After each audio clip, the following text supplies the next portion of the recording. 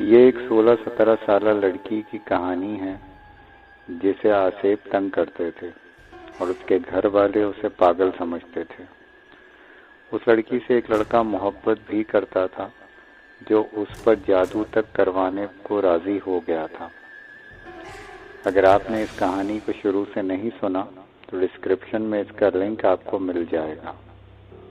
آئیے چلتے ہیں کہانی کی اگلی قسط کی طرف۔ ساجد والے اندوناک واقعے کے بعد سے گھر میں ایک عجیب سی فضا چھا گئی تھی۔ تیمور نے گھر آ کر اپنے دونوں بچوں کو پاس بلا کر انہیں ساری بات سمجھائی۔ اس بار وہ انکار نہ کر سکے تھے، لہذا تیمور نے اگلے روز ہی اندھیری کوٹھی کے مالک شریف صاحب سے ملاقات کی۔ اس نے بتایا کہ اب وہ کوٹھی رضوی صاحب کے دونوں بیٹوں کی ملکیت ہے۔ پھر شریف نے انہیں ان کا پتہ دیا۔ تیمور اسی وقت رضوی کے دونوں بیٹوں سے ملنے اور اپنا مقصد بیان کرنے گئے۔ ان دونوں بھائیوں کو حیرت تو ہوئی، تاہم انہیں خوشی بھی تھی کہ چلو کسی طرح اس آصیبی کوٹھی کا کوئی گھاگ تو ملا، لہذا انہوں نے وہی اونے پونے دام بتا دیے جس دام پر ان کے مرحوم والد رضوی صاحب نے ملک شریف سے خریدی تھی۔ سودا طے ہو گیا۔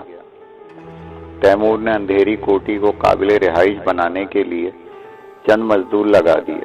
محلے والے حیران و پریشان تھے کہ آخر تیمور کو یہ کیا سوجی، مگر تیمور نے یہ بات راز میں رکھی تھی جس کی ہدایت ٹالی والے بابا انہیں پہلے ہی دے چکے تھے۔ تیمور نے مزدوروں کو سمجھا دیا تھا سوائے ایک کمرے کے سارے کمروں کی صفائی وغیرہ کر ڈالیں۔ اندر باہر اور احاطے میں جو خوردرو جھاڑیاں اگ آئی ہیں انہیں کاٹ ڈالیں۔ بڑھئی کو بلوا کر اندھیری کوٹھی کے دروازے وغیرہ کی بھی مرمت کروا دی گئی جو بالکل ٹوٹ کر خستہ اور بیکار ہو چکے تھے، انہیں نئے سرے سے بنایا گیا۔ یوں چند دنوں میں ہی اندھیری کوٹھی رہائش کے قابل بنا دی گئی۔ اس دوران تیمور نے اپنی ذاتی رہائش گاہ کے لیے کرایہ دار بھی ڈھونڈ لیے۔ اب صرف شفٹنگ کا مرحلہ باقی رہ گیا تھا جو اگلے روز طے ہونا باقی تھا۔ یہ اسی شام کا ذکر ہے کہ شفقت پڑوس ہی کے ایک جاننے والے کے ہمراہ تیمور کے پاس آئے۔ ایک ہی محلہ تھا، سارے دیکھے بالے اور جانے پہچانے لوگ تھے، اس لیے ان کا پرتپاک استقبال کیا گیا۔ آئیے آئیے شفقت صاحب، آج آپ نے یہاں آنے کی زحمت کیسے گوارا کر لی؟ تیمور نے شفقت کے ساتھ مصافحہ کرنے کے بعد کہا۔ بھائی ایک ہی محلے میں رہتے ہیں، آخر ایک دوسرے کی خیر خیریت پوچھنے کا فرض بھی بنتا ہے۔ آپ سنائیں کیسے ہیں آپ؟ شفقت نے ان سے مسکرا کر دوستانہ لہجے میں کہا۔ یہ سب ایک کمرے میں بیٹھ گئے تھے۔ کیا بتاؤں جناب، بس مصیبت نے ہمارا گھر دیکھ لیا ہے، ہم آج کل بہت پریشان ہیں۔ تیمور نے اپنی پریشانی کا ذکر کرتے ہوئے افسردہ لہجے میں کہا۔ ہاں تیمور صاحب، ہمیں آپ کی پریشانیوں کا علم بھی ہے اور اندازہ بھی۔ پہلے بھابھی کی دردناک موت کا سنا، پھر اب چند روز پہلے ہی آپ کے بیٹے ساجد کے نابینا ہونے پر انتہائی دکھ ہوا۔ ہم تو دعا ہی کر سکتے ہیں کہ اللہ تعالیٰ آپ پر اپنا فضل فرمائے اور آپ لوگوں کی مصیبتیں دور کرے، آمین۔ ان کے ساتھ آئے ہوئے شمس الدین نے زیر لب کہا۔ چند ثانیے پھر ادھر ادھر کی باتیں ہوتی رہیں۔ اس کے بعد شفقت حسین ذرا کھنکھار کر اپنے مطلب بیان کرتے ہوئے ان سے بولے۔ یہ موقع تو ایسا نہیں ہے کہ ایسی بات کی جائے، مگر ظاہر ہے بیٹیوں کو آخر ایک روز بیانہ ہی ہوتا ہے۔ میں دراصل آپ کی بیٹی شگفتہ کے رشتے کے سلسلے میں آیا تھا، اپنے بھانجے ناصر کے لیے۔ وہ اتنا کہہ کر خاموش ہوئے تو ان کے ساتھ آئے شمس الدین نے بھی لقمہ دیا اور بولے، ہم سب ایک ہی محلے میں رہتے ہیں اور یہ محلہ ہی نہیں بلکہ ایک خاندان بھی ہے۔ ہم سب افراد، ناصر اچھا لڑکا ہے اور آپ کا بھی دیکھا بالا ہے، آپ کا کیا جواب ہے؟ ان دونوں کی باتیں سن کر تیمور چند ثانیے عجیب ششوپنج کا شکار ہو گئے، پھر شفقت سے بولے، آپ کے بھانجے ناصر کی تعلیم کتنی ہے؟ تعلیم تو اس کی بس واجبی سی ہے، مگر وہ انتہائی محنتی اور شریف لڑکا ہے۔ میری تو ساری دکان ہی اس نے سنبھال رکھی ہے اور وہی میرا سہارا بھی ہے، مگر جناب میری بیٹی شگفتہ نے انٹر کر لیا ہے اور وہ اب سائنس گریجویٹ کے پہلے سال میں ہے۔ میں انکار تو نہیں کر رہا، لیکن چونکہ زندگیاں لڑکا لڑکی نہیں ہی گزارنی ہوتی ہے، میں اس سلسلے میں پہلے اپنی بیٹی کا اندیا لینے کی کوشش کروں گا، تیمور نے کہا۔ شفقت نے شمس الدین کی طرف دیکھا تو وہ تیمور سے بولے، ٹھیک ہے تیمور صاحب، آپ بے شک اپنی بیٹی کی مرضی جان لیں، لیکن بہرحال فیصلہ آپ ہی کا آخری ہوگا۔ ہاں، لیکن میں اپنی جوان اولاد پر دباؤ ڈالنے اور اپنی مرضی مسلط کرنے کا قائل نہیں ہوں۔ تیمور نے ان کا اشارہ بھانپ کر نہایت سنجیدگی سے کہا۔ پھر اس کے بعد وہ دونوں وہاں سے رخصت ہو گئے۔ ان کے جانے کے بعد تیمور گہری سوچ میں غرق ہو گیا۔ یہ پہلا رشتہ تھا جس نے ان کے دروازے پر دستک دی تھی، اگرچہ یہ بات وہ بھی اچھی طرح جانتے تھے کہ پورے محلے میں ان کی بیٹی سے متعلق یہ بات زبان زد عام تھی کہ اس پر کسی خوفناک آسیب کا سایہ ہے، اور اس کی وجہ سے اس پر اکثر خطرناک قسم کے آسیبی دورے پڑتے رہتے ہیں، اور ان دوروں کے جنون میں آ کر اس نے اپنی ماں کے پیٹ میں چھری مار کر اسے ہلاک کر ڈالا تھا، اور اپنی بڑی بہن فائزہ کا چہرہ بھی بری طرح زخمی کر ڈالا تھا۔ ان واقعات کے بعد تو محلے کے لوگوں نے تیمور کو یہ مشورہ بھی دینا شروع کر دیا تھا کہ شگفتہ کو فی الفور پاگل خانے میں داخل کروا دینا چاہیے، یا پھر اسے کسی نیک عامل یا پیر بابا کو دکھانا چاہیے۔ یہ وہ سب باتیں تھیں جن پر تیمور غور کر رہے تھے۔ انہوں نے ایک اور بات بھی محسوس کی تھی کہ جب ان کی بڑی بیٹی فائزہ اپنی چھوٹی بہن شگفتہ کی عمر کو پہنچ چکی تھی تو اس کے دھڑا دھڑ رشتے آنا شروع ہو گئے تھے، جبکہ شگفتہ کے سلسلے میں ابھی تک کوئی رشتہ نہیں آیا تھا، حالانکہ وہ شادی کی عمر کو پہنچ چکی تھی۔ یہی سبب تھا جب شفقت علی پہلی بار ان کی بیٹی کا رشتہ اپنے بھانجے ناصر کے لیے لینے آیا تو یہ جاننے کے باوجود کہ ان کا بھانجا ناصر ان کی بیٹی شگفتہ سے کم پڑھا اور ایک معمولی دکاندار تھا، وہ کچھ سوچنے پر مجبور ہو گئے تھے۔ بہرطور جب اس سلسلے میں انہوں نے اپنی بیٹی شگفتہ کو آگاہ کرتے ہوئے اس کا اندیا لینا چاہا تو شگفتہ نے اس رشتے سے صاف انکار کر دیا، اگرچہ تیمور کو اس بات کی پوری توقع تھی کہ ان کی بیٹی شگفتہ اس رشتے سے صاف انکار کر دے گی، لیکن موجودہ حالات کا انہوں نے جس دور اندیشی اور باریک بینی سے جائزہ لیا تھا وہ انہیں جھٹلا بھی نہیں سکتے تھے۔ چنانچہ انہوں نے شگفتہ کو واضح الفاظ میں سمجھانے کی کوشش کی، دیکھو بیٹی، میں تم پر اپنی مرضی مسلط کرنا نہیں چاہتا، لیکن موجودہ حالات میں میرا خیال ہے کہ ناصر جیسے سیدھے سادے اور شریف لڑکے کا رشتہ تمہارے لیے برا نہیں۔ شگفتہ نے سنجیدگی سے کہا، ابو، میں آپ کی بات سمجھ رہی ہوں، لیکن ابھی میں شادی کیسے کر سکتی ہوں؟ میری پڑھائی ادھوری رہ جائے گی، اور پھر اتنی جلدی کیا ہے؟ تیمور بیٹی کی بات سن کر خاموش ہو گئے۔ اس کے چند روز بعد تیمور اپنے دونوں بچے ساجد اور شگفتہ کے ساتھ اندھیری کوٹھی میں شفٹ ہو چکے تھے۔ اپنا مکان انہوں نے کرائے پر دے دیا تھا۔ اندھیری کوٹھی میں آ کر انہوں نے اپنے کمرے بانٹ لیے تھے۔ ساجد بیچارہ نابینا تھا، اس لیے اس کا کمرہ شگفتہ اور تیمور کے کمروں کے درمیان رکھا گیا تھا۔ کوٹھی کی اوپری منزل کو بھی قابل رہائش بنا دیا گیا تھا، مگر وہ حصہ خالی تھا اور ٹالی والے بابا کی نصیحت کے مطابق اسے بھی آباد کرنا تھا۔ چنانچہ تیمور نے کرایہ داروں کی تلاش شروع کر دی اور انہوں نے کوٹھی کے باہر اوپری منزل کی بیرونی طرف ایک بڑا سا سائن بورڈ بھی لگا دیا، کرائے کے لیے خالی ہے۔ اندھیری کوٹھی کے جس کمرے میں اس آتیبی مخلوق کی شکستہ قبر تھی وہ کوٹھی کے جنوب اور قدرے آخری گوشے میں تھا۔ اس کے دروازے کی مرمت کروا کر اسے بند کر دیا گیا تھا اور ٹالی والے بابا نے اس کمرے میں جانے سے انہیں سختی سے منع کر رکھا تھا۔ یہ کام کرنے کے بعد تیمور نے ٹالی والے بابا سے ملاقات کرنا ضروری سمجھا اور وہ ایک روز ان کے پاس جا پہنچے۔ یہ تم نے بہت اچھا کیا، ٹالی والے بابا نے کہا۔ اب تم لوگوں کو اس شیطانی مخلوق سے ڈرنے کی کوئی ضرورت نہیں، وہ اب تمہارا کچھ نہیں بگاڑ سکتی، مگر تم لوگوں کو اس کے شیطانی شعبدوں سے محتاط رہنا ہوگا، بالخصوص شگفتہ کو۔ اور ہاں، اوپری منزل پر کون رہتا ہے؟ وہ نفی میں سر ہلاتے ہوئے جواباً بولے، ابھی تک وہ حصہ بالکل خالی پڑا ہے، ویسے میں کوشش کر رہا ہوں کوئی کرایہ دار مل جائے تو وہ حصہ بھی آباد ہو جائے۔ ہمیں پورا یقین ہے کہ وہاں کوئی رہنے پر تیار نہ ہوگا، ٹالی والے بابا نے گمبھیر لہجے میں کہا۔ تیمور متفکر ہو کر بولے، تو پھر یہ مسئلہ کیسے حل ہوگا؟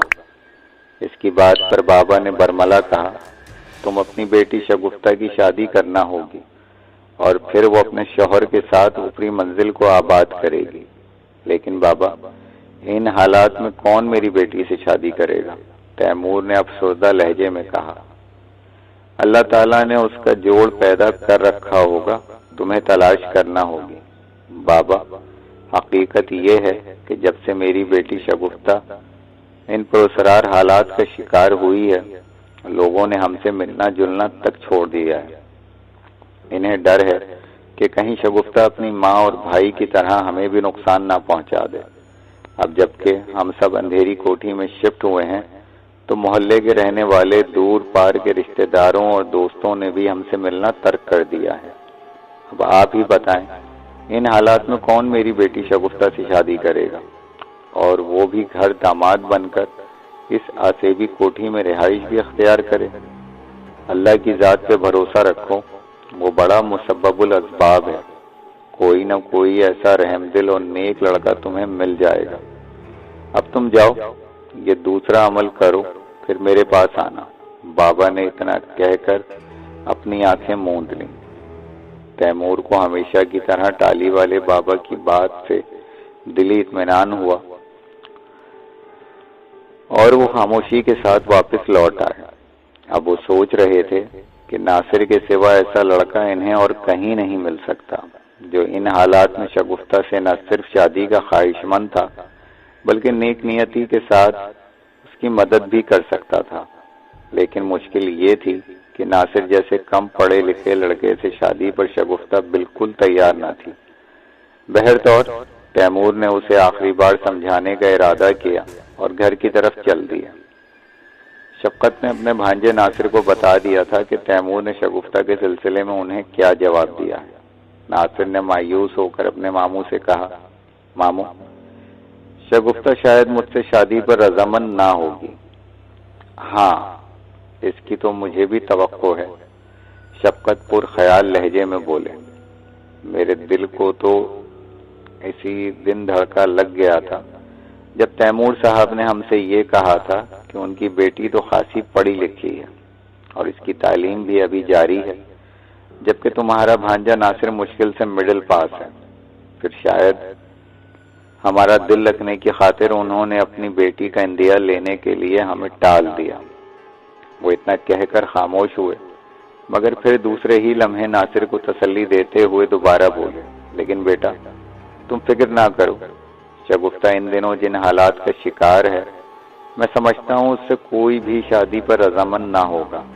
تم خاطر جمع رکھو، میں کچھ روز بعد اپنے دوست شمس الدین کے ساتھ دوبارہ تیمور صاحب کے ہاں جاؤں گا، دیکھیں تو ذرا وہ کیا جواب دیتے ہیں۔ انہی دنوں محلے میں یہ خبر جنگل کی آگ کی طرح پھیلی کہ تیمور اپنے دونوں بچوں کے ساتھ اس آسیبی کوٹھی یعنی اندھیری کوٹھی میں شفٹ ہو گئے، تو انہیں سخت تعجب ہوا۔ ان کے حلق سے تیمور کی منطق نہیں اتر رہی تھی کہ آخر تیمور کو یہ کیا سوجی کہ وہ یہ جاننے کے باوجود کہ وہ کوٹھی آسیب زدہ تھی، اچھا بھلا اپنا مکان چھوڑ کر وہاں شفٹ ہو گئے۔ محلے میں یہی چہمہ گوئیاں ہونے لگی تھیں، پھر جتنے منہ اتنی باتوں کے مصداق یہ افواہیں بھی گردش کرنے لگیں کہ در حقیقت تیمور خود بھی سفلی علم کرتے ہوں گے، ورنہ انہیں کیا پڑی تھی کہ سب جانتے بوجھتے یہ قدم اٹھاتے وغیرہ وغیرہ۔ ناصر نے کچھ لوگوں کو یہ کہتے بھی سنا کہ تیمور صاحب کو کسی بزرگ نے یہ مشورہ دیا ہے۔ ناصر بے چین ہو گیا۔ شگفتہ اب اس کی دکان پر سودا سلف لینے تو نہیں آتی تھی، مگر وہ اب بھی اسے آتے جاتے دیکھا کرتا تھا اور یاد زدہ آہیں بھرتا تھا۔ ایک روز اس سے رہا نہ گیا۔ ساجد چونکہ اس کا دوست رہ چکا تھا، اس لیے وہ اس سے ملنے کے بہانے اندھیری کوٹھی جا پہنچا۔ دراصل وہ ساجد سے یہ پوچھنا چاہتا تھا کہ آخر کیا وجہ تھی وہ لوگ اپنا مکان چھوڑ کر یہاں آن بسے ہیں۔ کال بیل بجنے پر دروازہ شگفتہ نے ہی کھولا۔ اسے دیکھ کر ناصر کی دل کی دھڑکنیں بے ترتیب ہونے لگی۔ شگفتہ اسے اپنے گھر کے گیٹ پر دیکھ کر پہلے تو چونک سی گئی، پھر ایک ناگوار سی نگاہ اس کے چہرے پر ڈالتے ہوئے تلخی سے بولی، تم یہاں کیا لینے آئے ہو؟ ناصر نے بمشکل اپنی کیفیت پر قابو پایا اور بولا، وہ میں دراصل ساجد سے ملنے آیا تھا۔ شگفتہ نے ناگواری سے کہا، اس وقت گھر پر ابو نہیں ہیں، لیکن میں تو اپنے دوست ساجد سے ملنا چاہتا ہوں۔ ناصر نے جرأت دکھائی اور اس کے چہرے پر اپنی نظر جمائے ہوئے بولا۔ شگفتہ کے چہرے پر غصے کی تند لہر ابھری، مگر کچھ سوچ کر اس نے اپنے تیش کو گہرے طنز میں سموتے ہوئے ناصر سے کہا، تمہیں معلوم نہیں کہ وہ نابینا ہو چکا ہے؟ کیا تم کسی موقع سے فائدہ اٹھانا چاہتے ہو؟ آج یہ پہلا موقع تھا کہ دونوں کے درمیان ذرا طویل گفتگو ہوئی تھی۔ ناصر کو شگفتہ کی بات سن کر دکھ ہوا، مگر وہ رنجیدہ لہجے میں بولا، افسوس ہے کہ آپ اپنے دل میں میرے لیے اس قدر بدگمانی رکھتی ہیں۔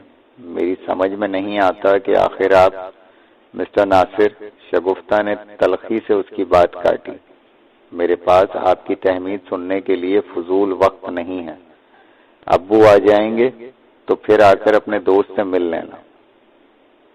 اس نے لفظ دوست کو اس قدر انداز میں چبا کر کہا اور پھر گیٹ بند کر کے اندر چلی گئی۔ ناصر کے دل پر ایک گھونسا لگا۔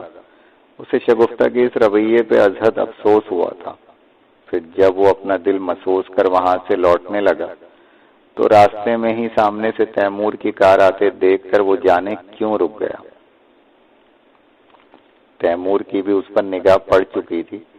انہوں نے اس کے قریب جا کر گاڑی کو روکا تو ناصر نے بڑے احترام سے انہیں سلام کیا۔ وہ بڑی شفقت آمیزی سے سلام کا جواب دیتے ہوئے مسکرا کر بولے، کیا ساجد سے ملنے آئے تھے؟ انہوں نے شاید دور سے ہی اسے کوٹھی کے گیٹ سے پلٹتے دیکھ لیا تھا۔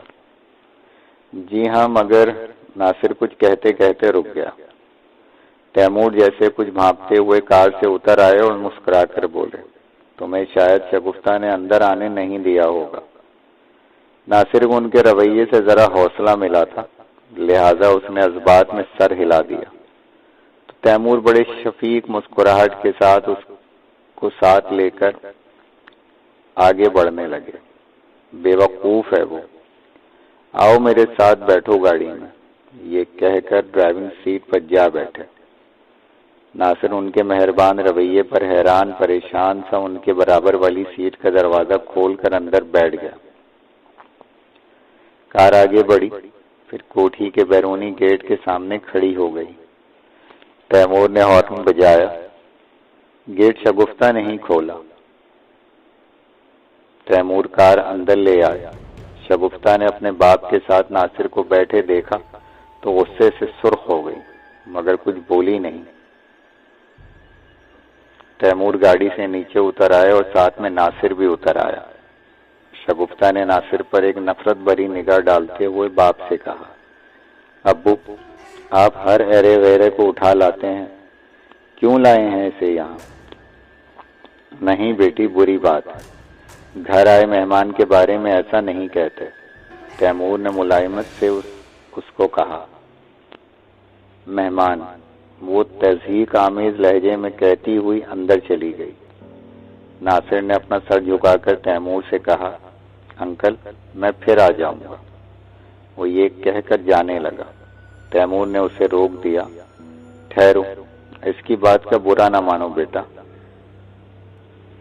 تمہیں معلوم ہے کہ یہ بیچاری ان دنوں کس مصیبت کا شکار ہے، بلکہ اس کی وجہ سے تو ہم بھی پریشان ہیں، تم آؤ اندر۔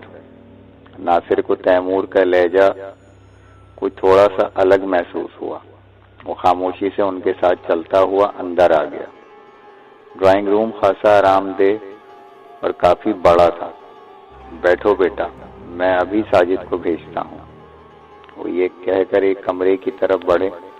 ناصر ایک صوفے پر بیٹھ گیا۔ اچانک تیمور جاتے جاتے رکے، پھر پلٹ کر بولے، بیٹا تمہیں یہاں ڈر تو نہیں لگ رہا؟ ناصر مسکرا کر بولا، نہیں انکل، بھلا ڈرنے کی کیا بات ہے۔ تیمور چلے گئے۔ تھوڑی دیر گزری تو ساجد نمودار ہوا، مگر اس طرح کہ وہ اپنے دونوں ہاتھ ٹٹولنے کے سے انداز میں دھیرے دھیرے آگے بڑھا رہا تھا۔ اس کی حالت دیکھ کر ناصر کو بڑا دکھ ہوا۔ وہ ایک دم اپنی جگہ سے اٹھ کر ساجد کی طرف بڑھا۔ ناصر، تم اچھا ہوا آ گئے یار، میں گھر میں پڑا بہت بور ہو جاتا ہوں، آ جایا کرو نا۔ وہ ناصر سے ہاتھ ملا کر بولا۔ اسی اثنا میں تیمور بھی آ گئے۔ وہ بھی ناصر سے بولے، ہاں بیٹا آ جایا کرو، اس کا دل بہل جائے گا۔ ناصر ساجد کو لے کر صوفے پر بڑھا اور دونوں دوست بیٹھ کر ادھر ادھر کی باتیں کرنے لگے۔ تیمور ذرا دیر بیٹھنے کے بعد اٹھتے ہوئے بولے، تم دونوں بیٹھ کر آرام سے باتیں کرو، میں چائے بھجواتا ہوں۔ پھر جب وہ چلے گئے تو ساجد نے سرگوشی سے اس سے پوچھا، کیا ابو چلے گئے؟ ہاں، ناصر نے بھی ہولے سے کہا۔ یار ناصر، مجھے اس پراسرار عامل رنگا ماتی سے بڑا ڈر لگتا ہے۔ تمہیں شاید معلوم نہیں، کچھ روز پہلے ہی اس نے مجھے راستے میں پکڑا تھا اور چھرا دکھا کر دھمکی دینے لگا کہ اس عمل کو پورا کرو ورنہ جان سے مار ڈالوں گا۔ ساجد نے دھیمی آواز میں ناصر کو بتایا، بے فکر رہو، اب وہ تمہیں کبھی بھی جان سے مارنے کی دھمکیاں نہیں دے گا۔ وہ آہستگی سے بولا۔ ساجد اس کی بات پر چونک پڑا۔ کیا مطلب؟ اس لیے کہ وہ اب اس دنیا میں نہیں رہا، ناصر نے بتایا۔ اس کی بات سن کر ساجد پوری طرح چونکا۔ کیا وہ مر گیا؟ ہاں، مگر کیسے؟ اس کے پوچھنے پر ناصر نے اسے مختصراً بتا دیا۔ چلو اچھا ہوا ہماری جان چھوٹ گئی، ورنہ ابو نے اسے پولیس کے حوالے کرنے کا ارادہ کر لیا تھا، ساجد نے کہا۔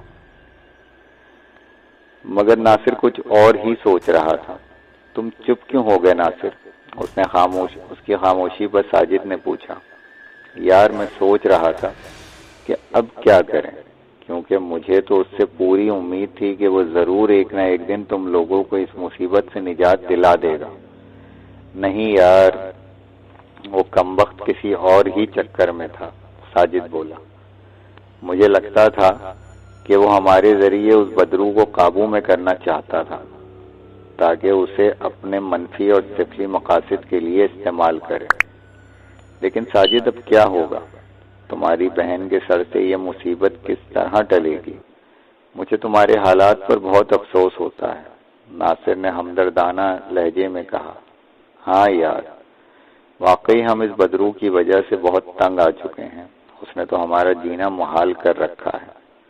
پہلے فائزہ باجی کو شگفتہ کے ہاتھوں زخمی کروایا، پھر امی جان کو مروایا، اور اس کے بعد مجھے بھی اندھا کر ڈالا۔ یہ کہتے ہوئے ساجد کی آواز بھر آئی۔ ناصر دوستانہ انداز میں اس کے کندھے کے گرد اپنا ایک بازو حمائل کرتے ہوئے اسے تسلیاں دینے لگا۔ اسی اثنا میں تیمور بھی کپڑے وغیرہ بدل کر وہاں آ گئے اور ان کے عقب میں شگفتہ بھی نمودار ہو گئی۔ اس کے ہاتھ میں چائے کی ٹرے تھی جو اس نے خاموشی سے درمیان میں میز پر رکھ دی۔ پھر تیمور کہنے لگے، بیٹا چائے پی لو۔ ناصر نے ہولے سے شکریہ کہہ کر چائے کا کپ اٹھا لیا۔ ساجد نے اپنے باپ سے کہا، ابو آپ نے سنا وہ بدبخت عامل رنگا ماتی مر گیا؟ اچھا، تمہیں کیسے پتا چلا؟ وہ قدرے چونک کر بولے۔ تو اس نے ناصر سے سنی ہوئی ساری بات انہیں بتا دی۔ انکل آخر آپ لوگوں نے اس مصیبت سے چھٹکارا پانے کے لیے کچھ سوچا بھی ہے یا نہیں؟ ناصر نے تیمور سے پوچھا۔ ہاں بیٹا، ہم ایک نیک بزرگ ٹالی والے بابا سے ملے تو ہیں، اور انہوں نے ہی ہمیں یہ مشورہ دیا تھا کہ وہ آسیبی مخلوق بہت خطرناک ہے، اسے ایک مرحلہ وار حکمت عملی کے تحت ہی ختم کرنا پڑے گا۔ اس لیے سب سے پہلے ٹالی والے بابا نے مجھے اس اندھیری کوٹھی میں رہائش اختیار کرنے کا مشورہ دیا ہے۔ دیکھیں اب آگے کیا کہتے ہیں۔ لیکن جب سے ہم یہاں آ کر آباد ہوئے ہیں، لوگوں نے ہم سے ملنا جلنا بھی ترک کر دیا ہے۔ تم پہلے شخص ہو جو ہم سے ملنے آئے ہو۔ انکل آپ پریشان نہ ہوں، انشاءاللہ آپ کی مصیبت ضرور دور ہو جائے گی۔ اور میں بھی یہاں اپنے دوست ساجد سے ملنے کے لیے آتا رہوں گا، ناصر نے تیمور سے کہا، اور غیر ارادی طور پر اس کی نظر جب اس کے قریب بیٹھی شگفتہ پر پڑی تو وہ اسے بڑی تنزیہ نظروں سے دیکھ رہی تھی۔ وہ ناصر سے پہلی بار مخاطب ہو کر بولی، نہیں، ہمیں تمہاری مدد کی ضرورت نہیں ہے، تم جا کر اپنی دکان سنبھالو۔ ناصر شرمندہ سا ہو گیا، پھر جیسے اس کی بات کا برا منائے بغیر کھڑے ہو کر تیمور سے بولا، اچھا انکل، اب میں چلتا ہوں۔ بیٹی بری بات ہے، تمہیں ناصر سے ایسا سلوک زیب نہیں دیتا۔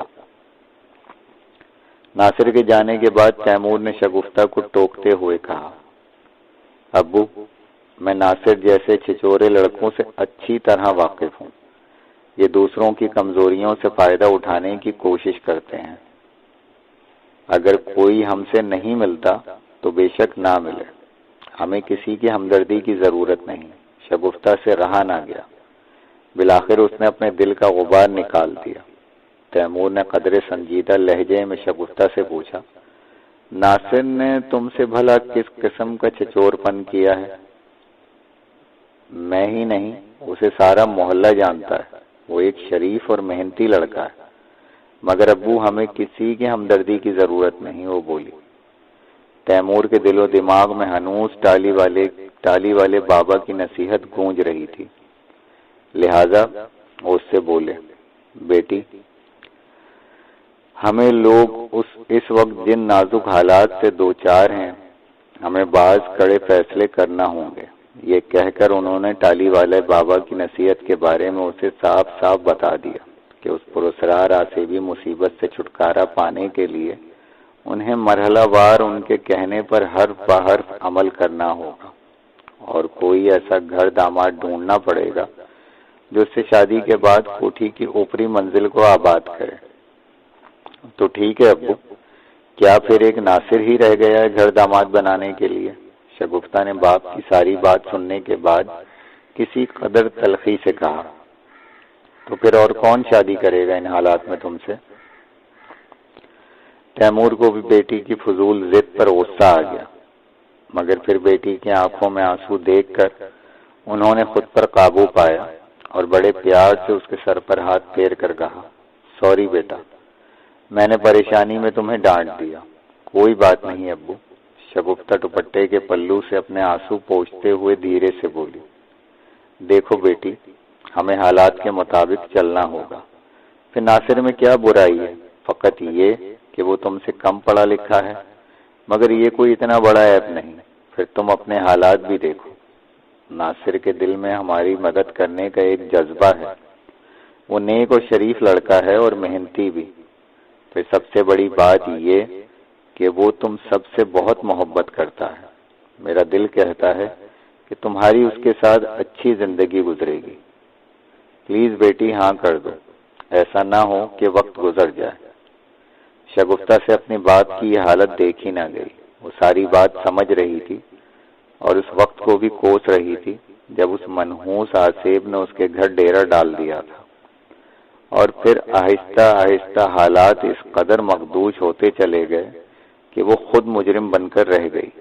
اب نوبت یہ آ گئی تھی کہ اسے ناصر سے شادی پر آمادہ ہونا پڑ رہا تھا۔ شگفتہ نے اسے اپنا نصیب جان کر بالآخر اقرار میں سر جھکا دیا۔ شگفتہ کے اقرار کی دیر تھی۔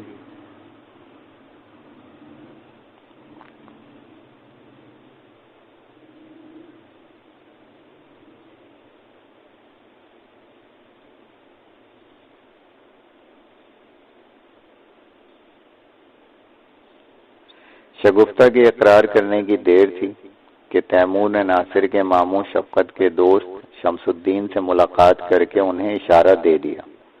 پھر کیا دیر تھی، چٹ منگنی پٹ بیاہ والی بات تھی۔ ناصر اور شگفتہ کی شادی کر دی گئی، لیکن بات پکی ہونے سے پہلے تیمور نے ناصر کو ہی نہیں بلکہ اس کے ماموں شفقت کو ساری باتوں سے آگاہ کرتے ہوئے اپنی مجبوری کے بارے میں بتا دیا تھا کہ شادی کے بعد ناصر اور شگفتہ اس کوٹھی میں ہی رہیں گے۔ اس آسیب سے چھٹکارا پانے کے بعد دونوں کی مرضی ہوگی کہ وہ کہیں بھی رہیں۔